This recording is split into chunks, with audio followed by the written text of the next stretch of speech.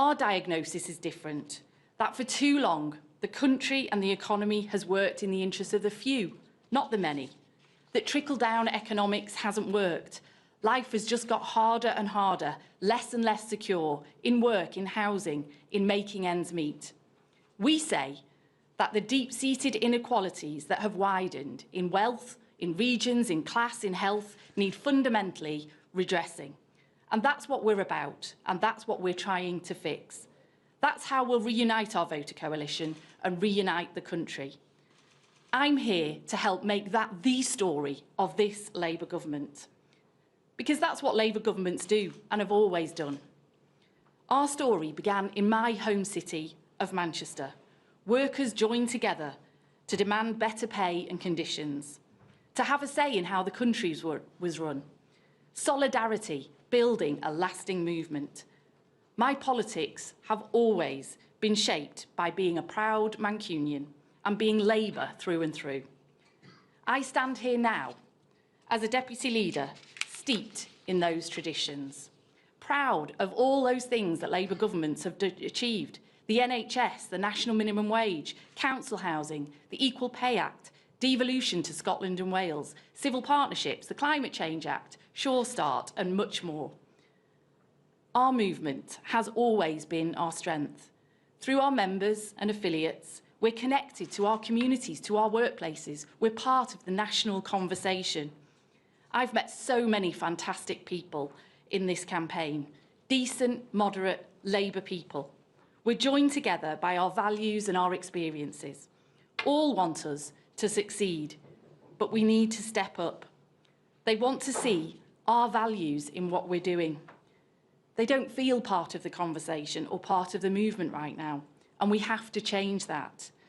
Our members and our elected representatives are not our weakness. They're our key asset, delivering change on the ground. Unity and loyalty comes from collective purpose, not from command and control. Debating, listening and hearing is not dissent, it's our strength. As your deputy, my commitment is to change the culture to get this right. We can't waste a moment, can we, with these hugely important elections across England, in Scotland and Wales next year. The result this week shows us what task we face. We won't win by trying to out-reform reform, but by building a broad progressive consensus. I'll work day in and day out from day one to help us with that fight. And let me end with this. At the election 16 months ago, the British people voted for change. I'm here to do everything I can to make that change a reality. I'm here to help change Britain for the better. I'm here to serve our country, to serve our party, and to serve you. Thank you.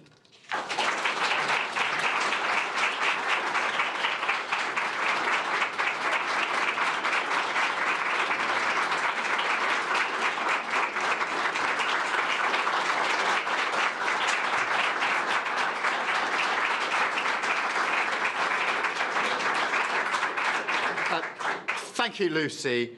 And let me start by thanking both campaigns for making this contest a constructive and honest debate about our future.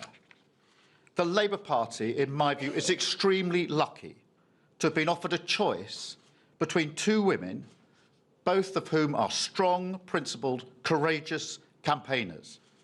And also, it's been a refreshing and renewing experience for all of us. But now the party has spoken, and I'm delighted to start working with Lucy as our new deputy leader. And we'll get going straight away, Lucy, because Lucy has always been a proud defender of Labour values. And that is exactly what we need at this moment. We need to come together to defend those values, values that are not just Labour values, but also British values: decency, compassion, respect for difference, optimism about the future, and pride in all the people and communities that make this country so great. And all of that is under threat, because we face opponents now who want to wage war against it. And not just the ideas, but against the people and communities. You know, only this week, one of our political opponents called for a policy that says people who have settled here legally, nurses, pensioners, teachers, business owners, our neighbours, that they should be deported if they earn less than £38,000 a year, or if they claim any benefits, including the state pension. These are people settled here lawfully, our neighbours. And look, this week, it wasn't even Reform. This week, it was the Tories. And that is what we're up against on the right of politics. A politics of division and grievance that wants to take this great country to a very dark place.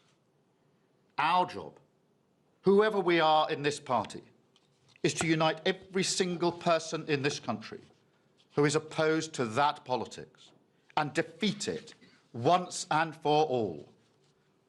And that means we must press ahead with the renewal that working people need to see. Now, this week we received another reminder of just how urgent that task is. A bad result in Wales. I accept that.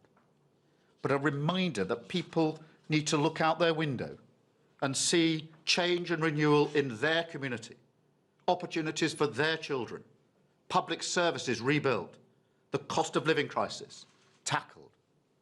Renewal is the only answer to decline, to grievance and to division. And we have to keep going on that. It is the offer we must make to the people of Scotland, Wales and England next year. And that means we must come together. We must unite. We must keep our focus on what is, in my view, the defining battle for the soul of our nation. And I know that Lucy will do just that. She made it clear that she will reach out across our party and make sure every voice is heard as we come together. And she will use her position to drive us forward in that fight. So thank you again, both Lucy and Bridget, for participating in this contest.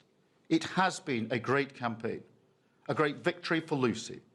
And now we come together to fight for Britain, for decency, for national renewal.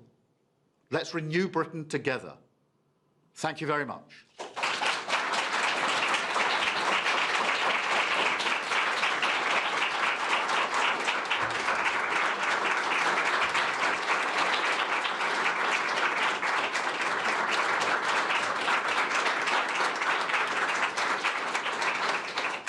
Thank you very much, Keir, and a huge thank you to all the members and affiliates for joining us this morning.